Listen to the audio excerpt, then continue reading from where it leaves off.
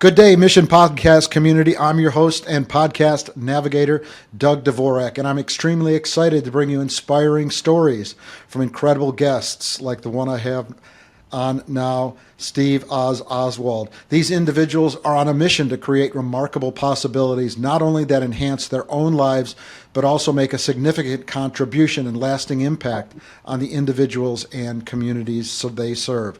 Stay tuned for some truly amazing conversations. My guest today is astronaut and Space Shuttle Commander Steve Oswald. Hey, Steve, how are you today? Oh, doing great, Doug. Great to have you. Welcome to the Mission Possible podcast. A little bit of backstory about Steve and his illustrious career. Steve was born in Seattle, Washington, but considers Bellingham, Washington to be his hometown. He graduated from Bellingham High School and earned a Bachelor's of Science degree in Aerospace Engineering from the U.S. Naval Academy and was designated a naval aviator. A great career, Steve flew aboard the aircraft carrier USS Midway and attended the United States Naval Test Pilot School. He remained at the Naval Air Test Center conducting flying qualities, performance, and propulsion flight tests. Following tours on an FA-18 and as an instructor and as a catapult officer aboard the USS Coral Sea, Steve resigned from active Navy duty and joined Westinghouse Corporation as a civilian test pilot. As a reservist and rear admiral, Steve flew the RF-8 and the A-7 when he transferred to the Naval Reserve Space Community. Steve joined NASA as an aerospace engineer and instructor pilot and was selected as an astronaut candidate. Some of his varied and very exciting technical assignments within the astronaut office have included flight crew representative to the Kennedy Space Center and the Mission Control Center during Space Shuttle missions, and also served as Assistant Director of Engineering at Johnson Space Center. Steve has piloted 3 shuttle missions, the first 2 on Discovery, and he was the right-seater or pilot and commander of the Endeavour. With the completion of his 3rd space flight, Steve had logged over 33 days in space. Again, welcome, Steve. Oh, good to be here. Tell me a little bit about, I'm a Top Gun guy. I assume how you got your nickname. What's the backstory on pilots within the military or the Navy getting nicknames? We call them call signs, but yeah, it's kind of like the Maverick and whatever his sidekick was. I can't remember. That first Top Gun movie was not my favorite movie, but the second one was much better. Better airplane with the F-18 than the F-14 in the first one. But anyway, yeah, we tend to get, and it's not like you get a choice generally of what your call sign is going to be. You get those from your squadron mates, usually within the first month or so of your time in your first squadron. And some people, don't do anything noticeable to earn a nickname, so they might have one that's, related to their last name or something. But I actually earned mine, and it's a long story, probably not worth telling here, but I was and still am Mongo to a lot of my Navy buddies from back in the day. Interesting. So, Steve, what inspired you to become an astronaut, and how did your journey begin? Well, to make a shorter story longer, I actually decided that I wasn't going to be an astronaut when I was about 11 years old, because I went down to the World's Fair was in Seattle, and my family went down to see that, and they had one of the early Mercury capsules there. I don't know whether it was Shepard's or Grissom's or who it was, but we stood in line, my dad and my brother and I, and we got up to this thing and looked inside it, and it was tiny. And I looked at my dad, and he's 6'1", and all those Mercury guys, they had a height limit of 5'7" or so, just because if you were taller than that, you couldn't get in it. So I just blew off the whole astronaut thing, when I was 11. And then I finished my first tour on Midway and went to the Naval Test Pilot School. And about halfway through my first year there, they selected the 1978 bunch. And there were 35 people in that class of astronauts, first class of shuttle astronauts. And there were two of the guys that were selected were actually stationed there in Pax River with us. So I knew those guys, and I knew that they were, pretty much as screwed up or as good as I was, depending on the day. And so I applied in 80 and didn't get selected in 80, but I did get interviewed. And I really wasn't expecting to get selected because I think I was 28 years old then. And I just didn't have the experience that a lot of the other guys did. But Charlie Bolden was selected in that class, and a number of great guys. And then the next selection was in 84. By then I was out of the Navy and working for Westinghouse, and didn't get selected again. But I found out that I was the N+1 pilot, so I was one guy out of that selection bunch. So I got a call from a friend of mine, one of the guys who had been stationed at Pax River when he was selected, and so they offered me a job to come down and be basically an instructor pilot, flying mostly the T-38, but a couple other airplanes too. And so I went down and did that. We got there in November of 84, and then I was selected in the spring of 85. I moved over to the astronaut office. Interesting. Steve, before joining NASA, you had a decorated military career. How did military service shape your mindset for space missions? Well, the whole deal is the mission, and I was fortunate, all throughout my three phases of my career. So the Navy, and then NASA / reserves, and then I worked for Boeing for 10 years, and in every one of those jobs, we had a mission. It was we even called them missions. The STS-42 mission. And it was the same deal when I was working for Boeing, which was great. I mean, we had a bunch of customers, over 50, mostly government customers, and they all had missions. And so the guys that were working for me that supported all of them just adopted their missions, and I was lucky enough to kind of adopt them all. So the whole mission thing is important, and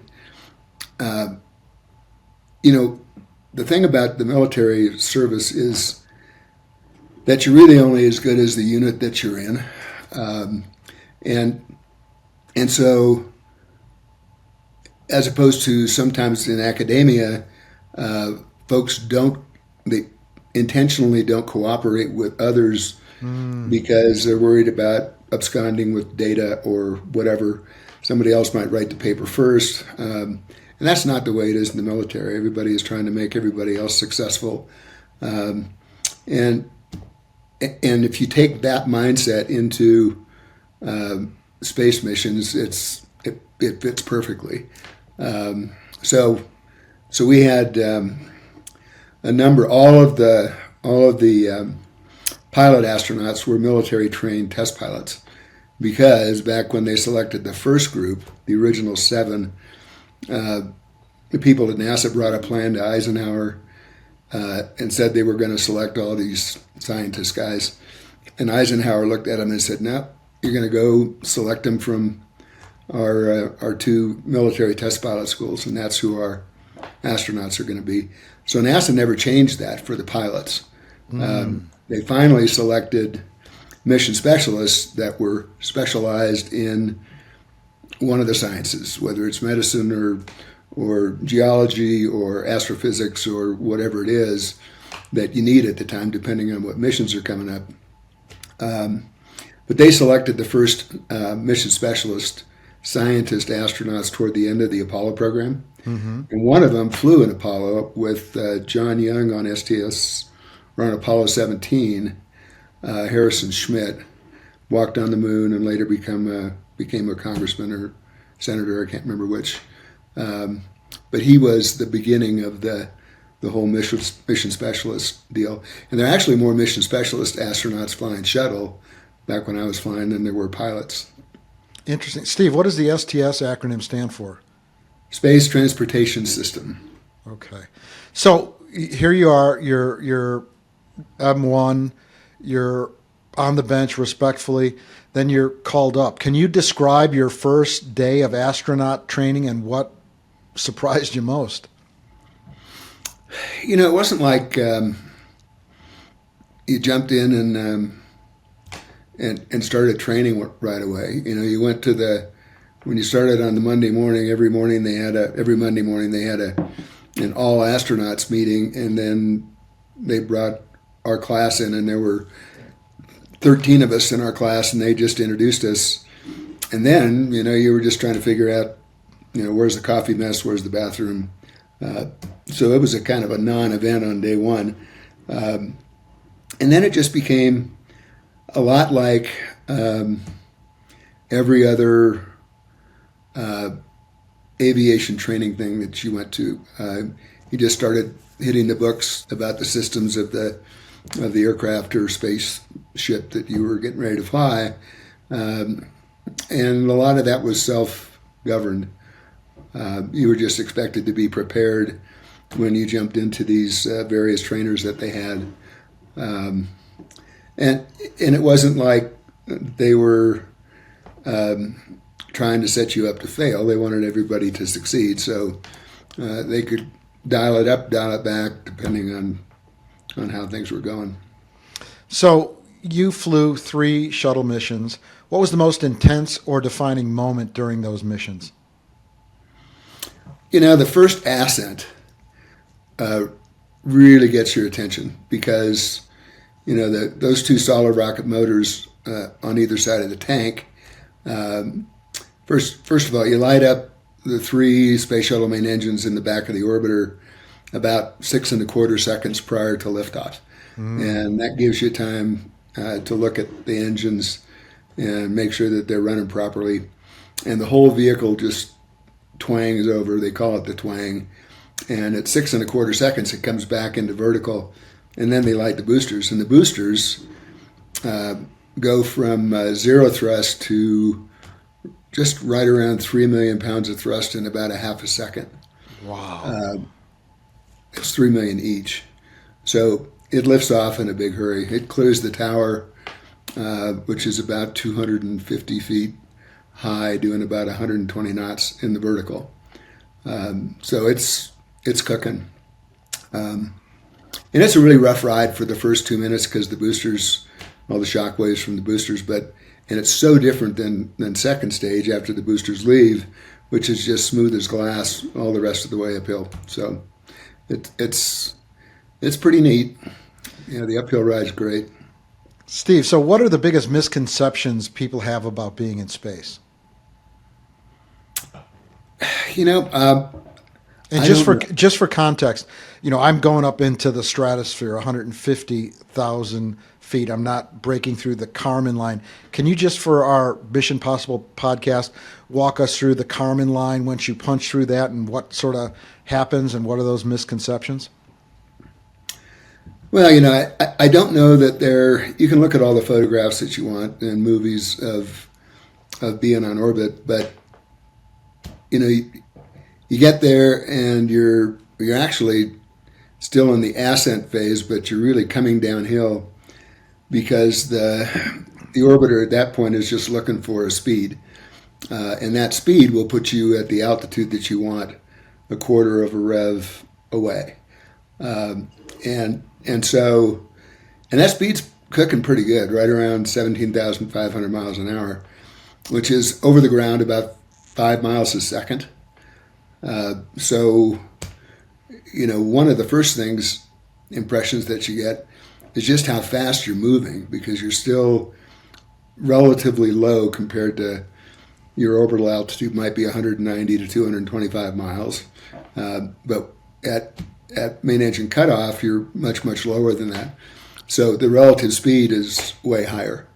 And then the Earth is just beautiful looking down on it. And one of the things that captures most people, and it's kind of an obvious thing when you think back on it, but most of us of my ilk grew up looking at globes and maps that had different colored countries and geopolitical boundaries drawn on it. And of course, you don't see any of that from orbit. You just are That's moving. very telling and interesting observation.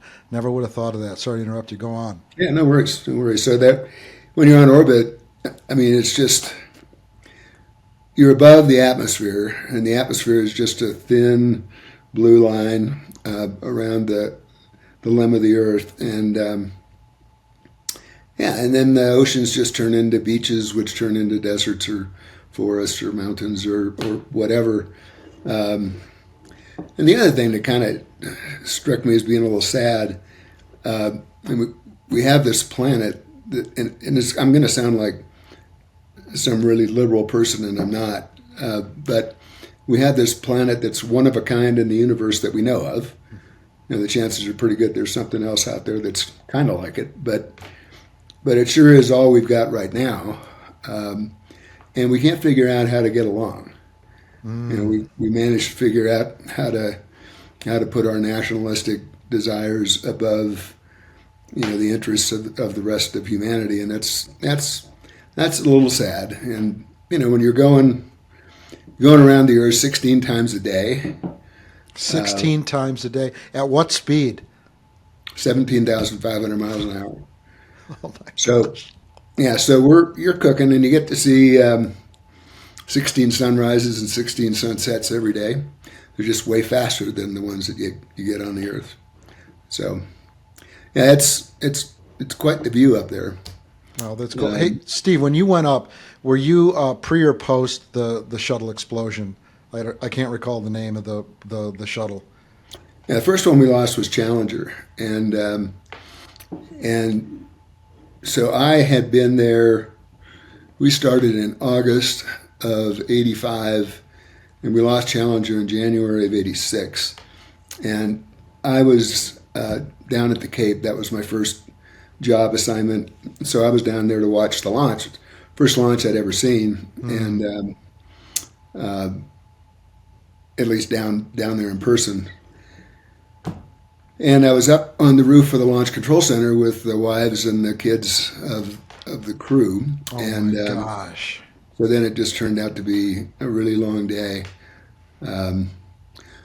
So then we were supposed to fly. My class was supposed to fly within a couple of years of getting selected.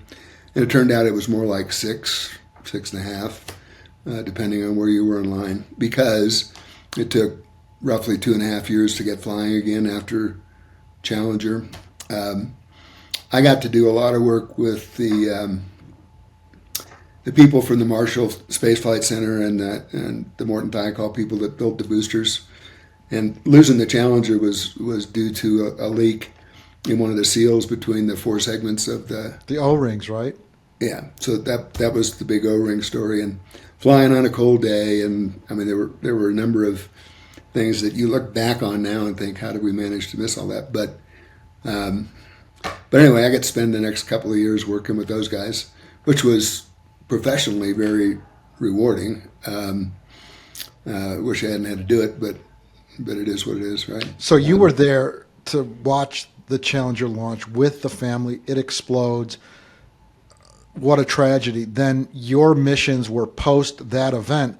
Did that rent any space in your head when you were strapped in the shuttle before liftoff? You know, Doug, I mean, it's not a whole lot different than getting in an airplane on a ship and taxiing to the catapult when the day before somebody going on that same catapult had gone in the water. So, you know, you don't get used to it, but you get to where you can kind of live with the risk. And you know, it's one of those things where you got to do the math in your head. And is the mission worth the risk? And to me, it always was. So, and it doesn't get any easier if you dwell on it. Got it. So you're strapped in the cockpit of the shuttle. Every decision matters. How do astronauts, or specifically you, Steve, train for such big, high-stakes decision-making? You know, you don't make a lot of solo decisions. On the flight deck, there are four of you. The core crew is the commander in the left seat, pilot in the right seat, and the flight engineer, or the MS2, sitting in the center seat. And the MS1 is sitting over behind the pilot. And everybody's going through that. And if things go nominally, there's really not a whole lot to do that you hadn't done hundreds of times before in one simulator or another. When things go off nominally, that's when you get a consensus. And there was a saying that a good friend of mine, the same guy that called me about the NASA job, he said, there is not anything that the pilot can't do to make it worse with a single switch throw. So, if I was going to go throw a switch having to do with electrical power or main engines or whatever, I wasn't going to go throw any switches unless everybody agreed that was the one to throw. You talked about the communication, the teamwork of the astronauts in the shuttle. How important is that communication between the astronauts in the shuttle, up in space, and mission control? Yeah, it's very important, and the guys on the ground can A, save your butt, and B, make things a lot easier for you. A lot of times they have a lot more information than you do. So we relied on the folks on the ground, and unlike the folks that flew in Mercury and Gemini and Apollo, we had pretty much continuous communications because we had these satellites overhead, and we could get continuous comms through those, as opposed to leaving the Kennedy area and then having to pick up a ground station out of Bermuda or wherever. And there were ground stations all around the planet, but there were considerable times during any orbit that you weren't going to be able to talk to the ground. And that just went away when they got the TDRS system put on orbit. TDRS is Tracking and Data Relay Satellite. And it's a magnificent constellation. And it's still up there, and it's still working. The space station's using it today. Interesting. So, there's a small body of individuals, groups that, I'll call them flat earthers, or, that thought the whole Neil Armstrong, the whole NASA effort was a ruse and a hoax. You want to unpack a little bit of that? Give me your impressions, because you've actually been to space on a space shuttle. Yeah, I don't know what these guys are smoking, but there's one way to keep a secret amongst three people, and that's if two of them are dead. And that's a good one. And if you have hundreds of people on a movie set in New Mexico to fake the moon landing, how long do you think that would have taken to get out? I mean, it's harder to keep the secret than it is to just go to the moon. So that's an interesting perspective. I never thought of it. Go ahead. No, I'm done. I don't think that's that those conversations warrant a whole lot of discussion. I agree. So, the shuttle program ends. NASA's budget is cut drastically. Musk and SpaceX come into play. You want to talk a little bit about, sort of the future of space flight and what your opinion is of SpaceX and Blue Horizon or Blue Origin with Bezos. Any thoughts on the privatization of space travel and what these guys are doing? Yeah, sure. Let me go back for just a second, because you mentioned Armstrong, and I had the privilege of getting to talk with him for like 2 hours, Really? just informally while we were waiting for an event to get kicked off that he was emceeing, and he was the most unassuming, humble,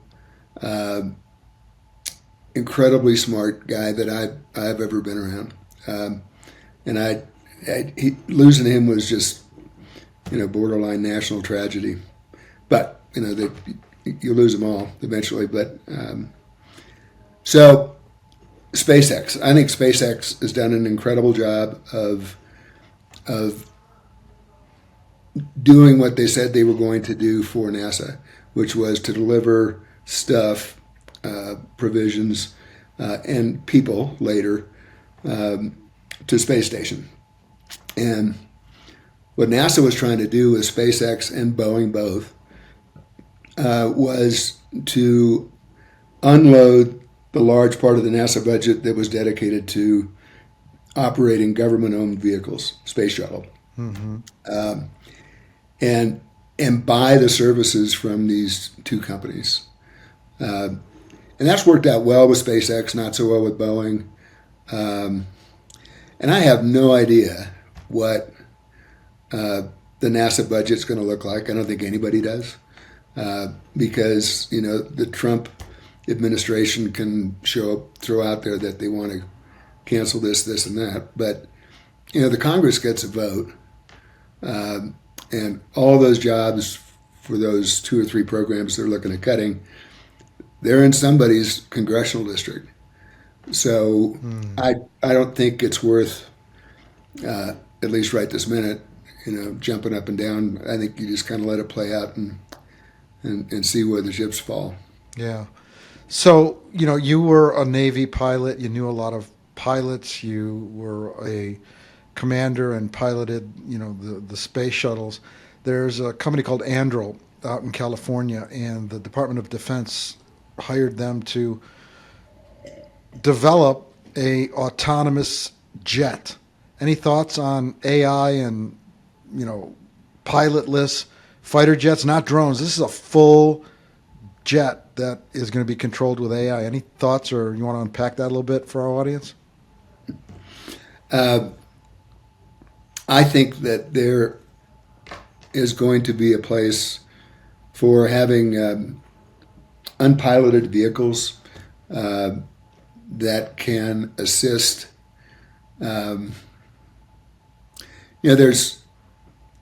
There's 3 things that drones or unmanned vehicles or whatever are good for, and they're good for missions that are dull, dangerous, and one other thing, and I forget what it is. I'm getting old. So if it's boring, like you're flying around in a Global Hawk, or a manned version of a Global Hawk, why would you want to do that for 20 hours? Right. And so Global Hawk has been taking those photos, unmanned vehicle, forever, at least a decade and a half.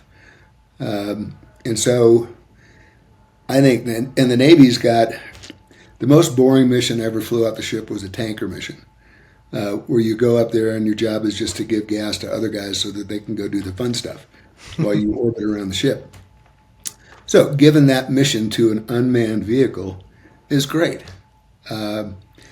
So I think dirty, dull, and dangerous. That's what it was. Dirty, dull, and dangerous. So I think there's a place for unmanned vehicles.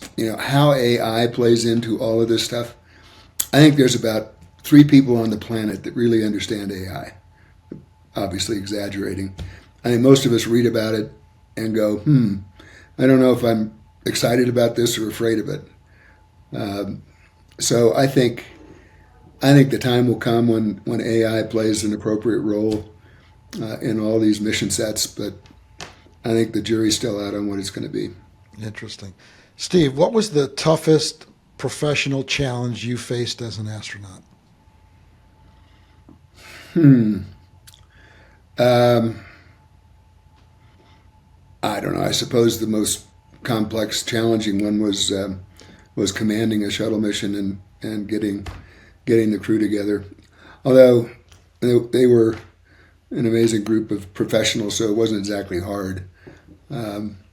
But we were flying at that point the longest mission that shuttle had ever flown, and it was a 17-day mission. So there were some things about that mission that were kind of unique and challenging. But at the end of the day, it was a great mission, a lot of fun, good folks. So Great. all good. Great. How did you mentally prepare for isolation and the pressure of spaceflight?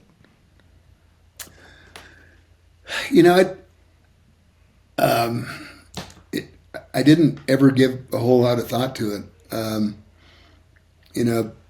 I lived on a ship for 2.5 years, spent 8 days underwater in a submarine. Well, not underwater the whole time, but when I was a midshipman, I got to go aboard a sub.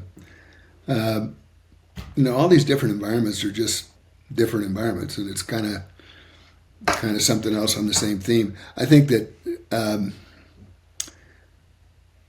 especially Navy, of the military guys, probably the Navy guys come as well prepared as anybody, and certainly better prepared than folks that come out of academia for doing space missions, just because of what they've done in their career prior to that.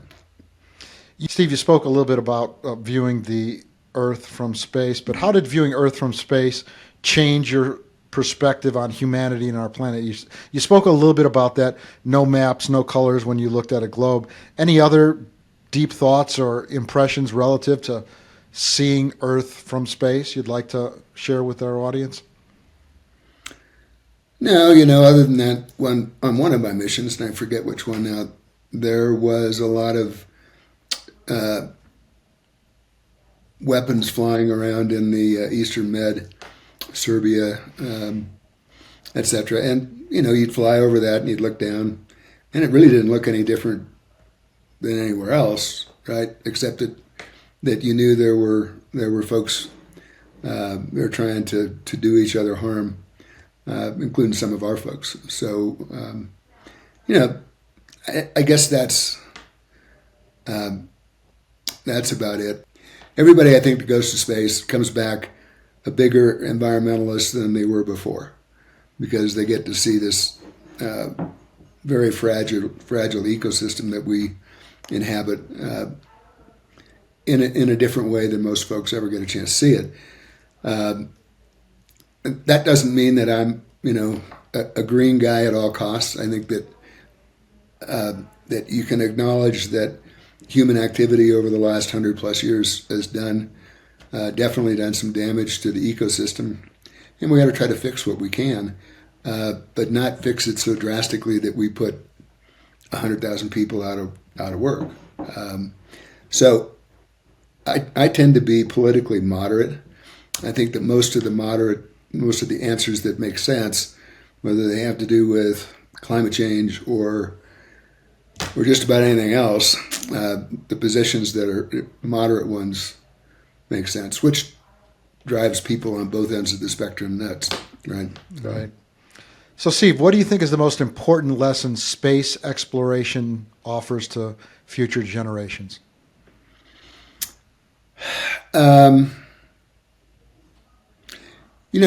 It could be that people from different countries can get along, even when they get along and work together well, even when two of the countries involved are at odds about just about everything. That would be Russia and the U.S. Mm-hmm. And then you have, the European Union. There are at least a dozen countries represented, people that have flown on station.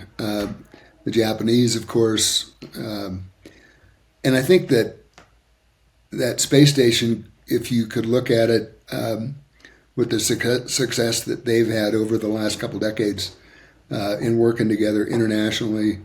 That may be one of the more important lessons that comes out, even more important than the technical data that they generated up there.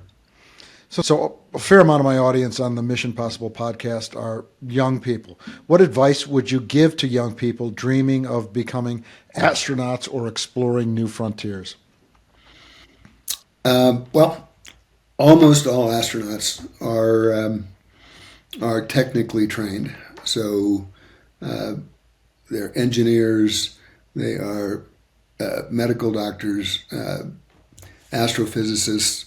So they have a technical degree. Many of them have PhDs. And the thing that I tell young folks is to not worry so much about, what do I need to do to get to become an astronaut? The better question to ask is what interests me and what do I want to do for the rest of my life if the astronaut thing doesn't work out? And so if someone is incredibly interested in medicine and wants to dedicate their life to be an MD, then they're probably going to be a pretty good MD. And so then, if they apply to the astronaut office and they've got an incredible record as an MD, they just might get selected as an astronaut. But the odds of being selected as an astronaut, I mean, if they pick a dozen people, they select those folks from among 8,000 or 10,000 applicants. Really? So the odds are not good. The odds are way better for pilots because of that Eisenhower thing, because you have to go through the military test pilot school, right? So if you're going to pick 5 pilots, there might be 200 that apply, or maybe more like 100 maybe. But if you're a mission specialist and they're going to pick 10 mission specialists, there's a bunch of folks, very qualified folks that apply for that. So again, I think that you pick something that you're passionate about, you go out, you do a good job at it. If you get a chance to apply to the astronaut program, great. If it works out, great. And if it doesn't, you're working in something you love to do. Excellent. So, Steve, you've worked in government, military, and corporate roles. What core leadership lessons do you carry across these worlds? I think the thing that's important to remember, you always hear people talking about management, right? That's not what leadership's about. You manage stuff, you manage money, you lead people. And the more senior you get in whatever organization, the more important it is that you recognize the importance of the human aspect of whatever the mission is.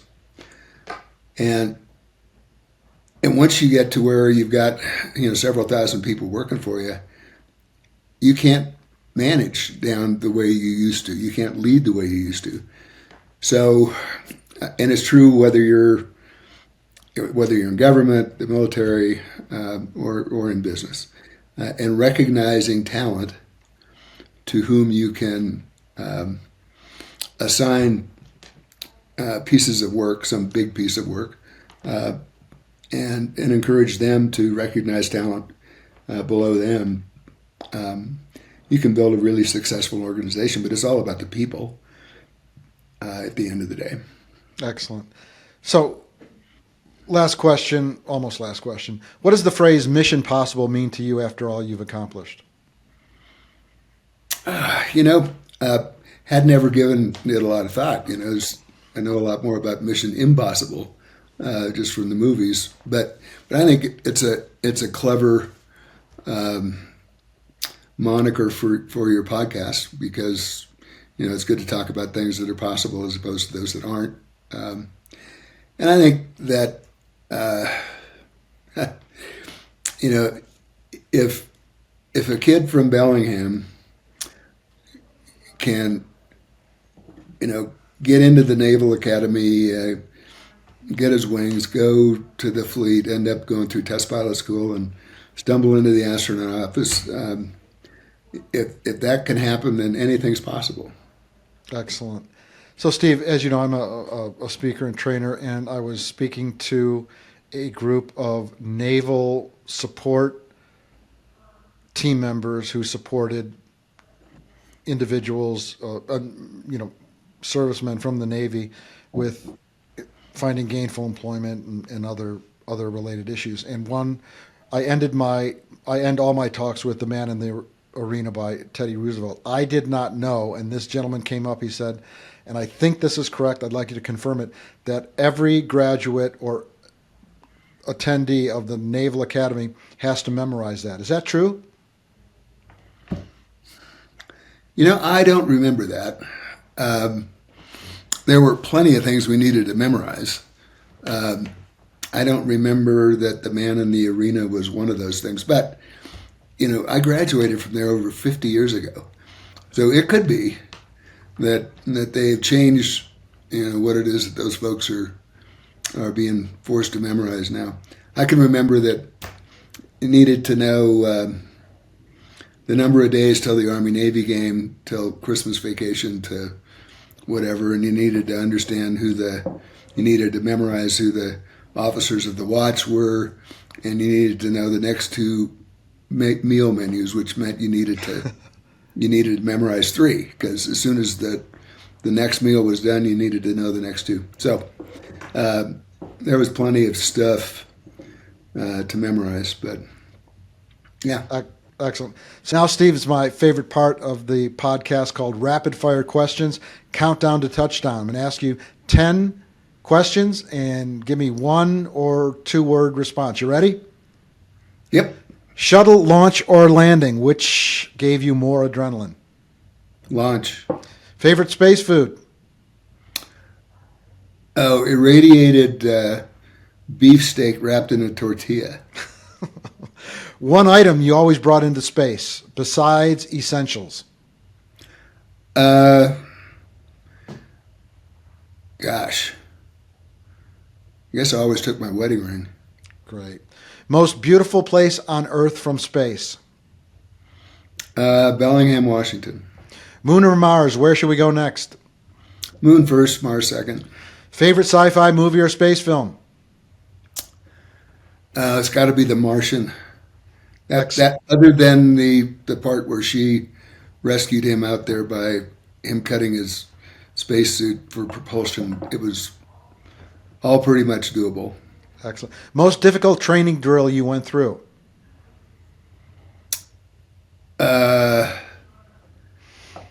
Would be in the Navy, and it had to do with learning how to not be a POW. Coolest piece of tech on the shuttle?